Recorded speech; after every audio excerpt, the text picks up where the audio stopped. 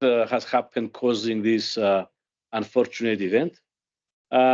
Before we start, let me tell you that from the very beginning of the clash between Russia and Ukraine and following the illegal invasion of Russia in the country, ASBIS has remained focused and followed all international rules, making sanctions real for all entities and individuals that have been announced by the EU and all international bodies.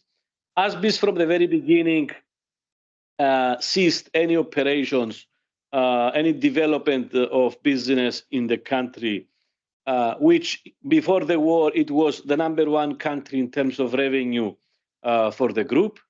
However, following all international directives and actions, we made sure that we did not conflict with any of these bodies. Moreover to that, and it's not a secret, that ASBIS on February 22, we had a significant amount of assets located in the country, assets namely inventories and receivables, which we had to find a way and repatriate them, back to the mother entity.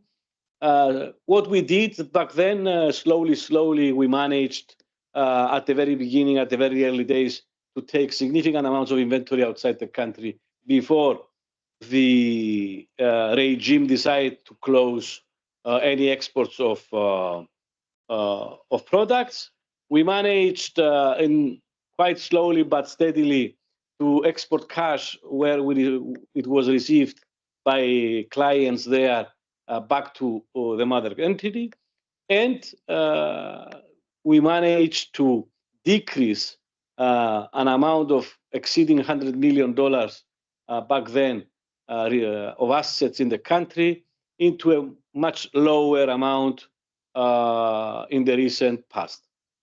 In the meantime, we have been accepting significant amount of, let's say, push or questions from other stakeholders, especially in Ukraine. Why you don't say, why you still in Russia? Why this? Why that? Therefore, there was an increasing pressure on the group to totally cut ties with the country. Something we did last Q4, where we decided and we disposed of the last of the 2 subsidiaries we had, namely ASBIS Moscow, which we sold to an ex-partner of ours with the aim to receive the remaining of the cash from these guys.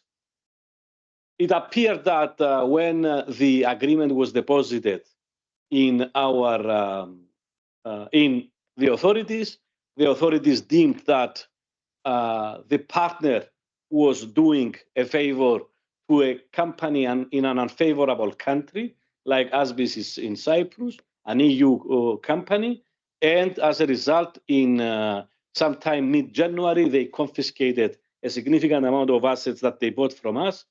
Therefore, the partner informed us that it will be very difficult for them to pay these amounts back to us. We had to take some time and check it with our auditors. And last week, the auditors came back and said, guys, you have to make a provision. So what we did last week, we made a provision that we will not receive this amount of money from that sale. This amount of money approximately stands at $13 million. Some of it was a specific provision bad debts, and some of it will be, the majority of it will be a provision in other losses. But we also had something which we knew from the very beginning when we were making this transaction, that an amount of approximately 12 million would have been a crystallization of the foreign exchange reserve, which by the sale or by the disposal of assets and that equity in the country, it had to pass through the P&L. This 12-something million is a non-cash item, and it does not affect really either the cash flow or the profitability of the company. However, following the accounting standards, because the equity and the FX reserve accumulated in the country for so many years had to be retranslated into a different rate, this difference had to pass through the income statement. And then, obviously, it will be restated in the company's equity because the equity itself will not have any negative effect. Therefore, the overall amount which we had to make an announcement for was a 25 million total amount, which I repeat, it is splitted 12 something million like an FX non-cash item crystallization, and the rest 13 million approximately as provisions for not recoverable assets. In a nutshell, that was the overall story behind the announcement last week. An announcement which clearly stated that if this event didn't happen, our profitability for the year would reach and exceed the band where we promised the market of 78 million. Therefore, we consider that the year and the forecast we have done and we have given was the one that we have expected, despite these unfortunate events and despite the fact that we had to undertake this once-off provision. It is very important for me to stress out that this provision has zero effect on the company's performance, has zero effect on the company's ability to pay dividends, and will not by any chance affect its future strategy. Therefore, it is what has happened, an unfortunate event of what has happened in 2023, paid in 24. Unfortunately, we had to take our chunk of the war because for the last 2 years, we have been saying that ASBIS was not really affected from the war. Here it is. This is our price to pay, unfortunately. However, I repeat myself, and on behalf of the board of directors, I confirm to all of you that these have zero effect on the company's operations as well as on the company's future growth and or future dividend payout. I think that's the message we wanted to convey today. Myself and Marios are here available. If you guys have any questions, any, let's say, clarifications to be made, we are ready to undertake any questions.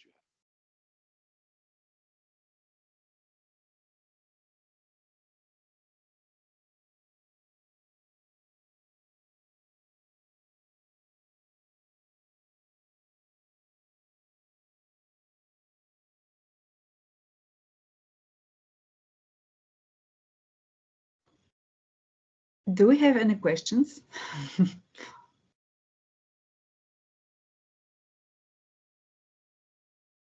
Or everything is clear? If everything is clear, then I would like to thank each and every one of you for participating in this short call and give you an appointment for the 29th of February, where myself and the CEO of the group will be in Warsaw presenting not only the results of 2023, but also our plans for 24 going forward. I think you have some. I think we have some questions on the chat. Huh? I think we have some questions.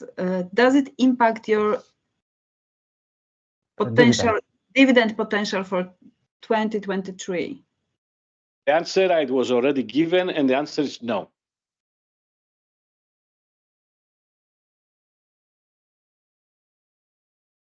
It is important for me to say, although we are in a very shorter group and we shouldn't be giving much of information, but the company's cash flow position is very strong and it has not been affected by any of these events. Mm-hmm.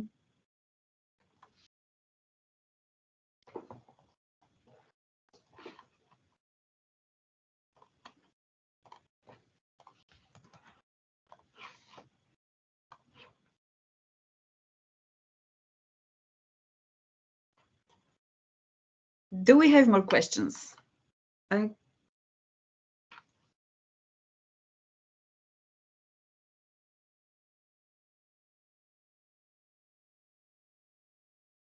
No?